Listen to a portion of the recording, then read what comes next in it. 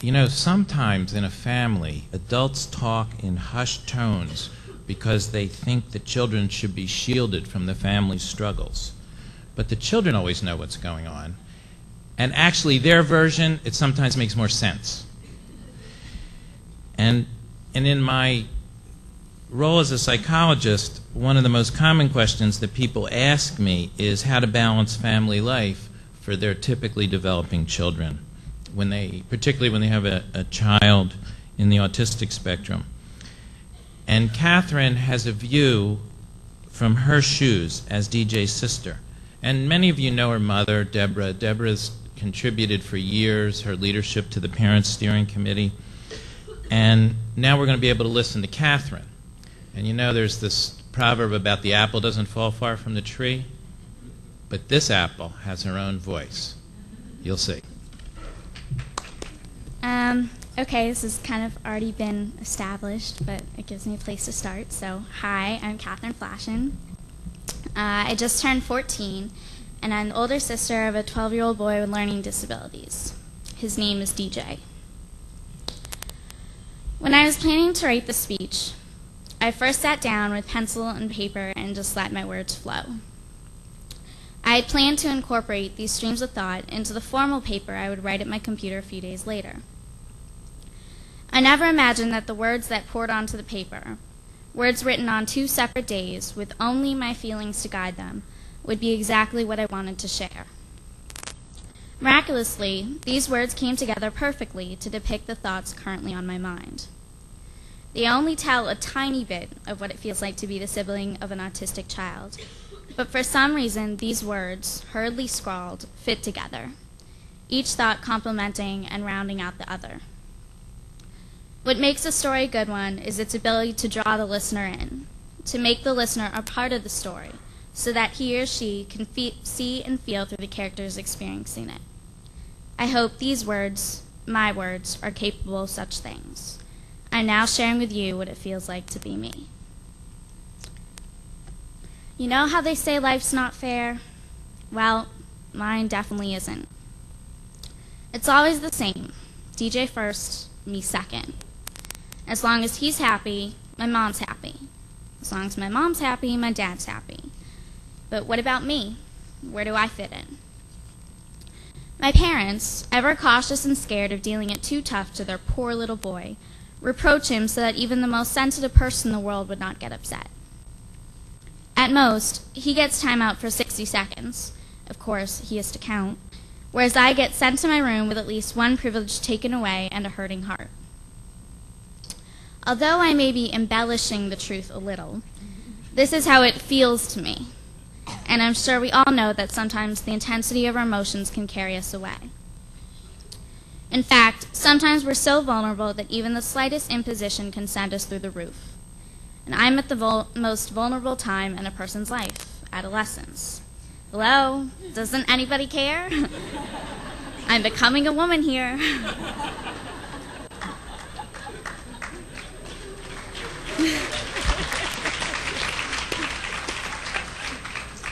DJ goes on a hitting rampage, or as we like to call it, bonking on the head, and you can't even tell him that you're mad at him, or that cute, irresistible face will scrunch up, he'll cry, "You're not mad," and go into a tantrum, hitting himself on the head and wearing my mom down until she feels guilty for being upset with him in the first place.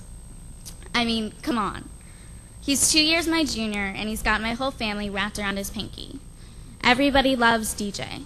Blah, blah, blah. Sometimes I go to bed with those 3 words repeating themselves over and over again in my head.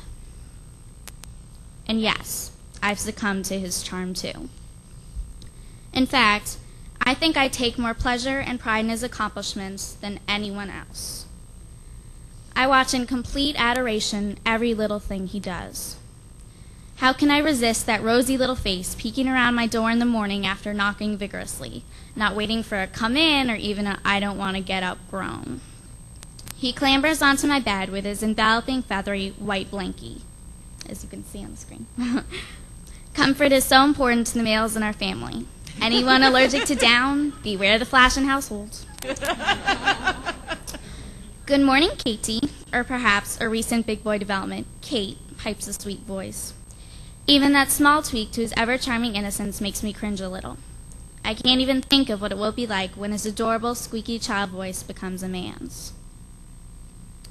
Everyone's drawn to DJ, and I think one of the main reasons is because of his purity and his constant joy. He's the epitome of human happiness, what we all wish we still felt like after getting up on a Monday morning, or totally blowing an audition, or failing a test, or even just having a really bad day. You look at him, feel warmed by his toothy grin, his welcoming body language, his wish to just cuddle and make all your worries melt away. And that character, that outlook on life is infectious. If you look around you, people are so caught up in what they need to do, what needs to be fixed, what's not working right. But the wonderful thing about DJ is that he takes pleasure in every soft pillow, every delicious dinner. It's all a dream come true for him. He doesn't know about destitution, hunger, or even war. You look at him and you think, this kid's got it made. I wish I could be just like him. But the irony is, you don't. Not in a million years you don't. Imagine a cloud fogging your brain day in and day out, and the only way to let the sun's rays penetrate the darkness is to fight it with all your might. You try to reach in and pull out a piece of information, to respond in any way you can, but every part of you, every fiber in your being is working against you. Of late, I witnessed a change in DJ's behavior. Recently, we took DJ off some medicine very helpful to him in order to help his liver recover. This has made it extremely hard for him to stay in the real world. Before, when he was in his head, he'd kind of just flap his arms and giggle to himself as he recited lines from movies over and over again, playing each detailed scene repeatedly in his overwhelmed brain. But recently, his constant happiness has broken a little bit. He's been covering his eyes and exclaiming, "No questions, my head's busy." He knows that when he feels this way, he has to fight even harder to stay with us. And now, he wants to be with us. Yet he's also lucky because no one has expectations for him. As a person who sets perfectionist goals for herself and feels that everyone around her is bearing down on her all the time, DJ seems like he's got it made. We're constantly working with him, pushing him to achieve, striving for something. What are we striving for? We don't know. We don't know what DJ will ultimately accomplish, and so we keep pushing, but he's the one who determines the pace. His future depends on what's in him, and although the rest of us can do all we can to help him along, he's the one who will ultimately decide his own future. And so we all come to realize that DJ's just like the rest of us, for we determine who we are, what we become. And a scary realization hits home with us every day, yet it does not with DJ. He takes pleasure in every single day, in the joys of life, what humans were put on this world to experience, not to become the smartest person in the world, or the richest, or even the kindest. Life's about living it, and that's exactly what my 12-year-old learning disabled little brother plans on doing. Thank you.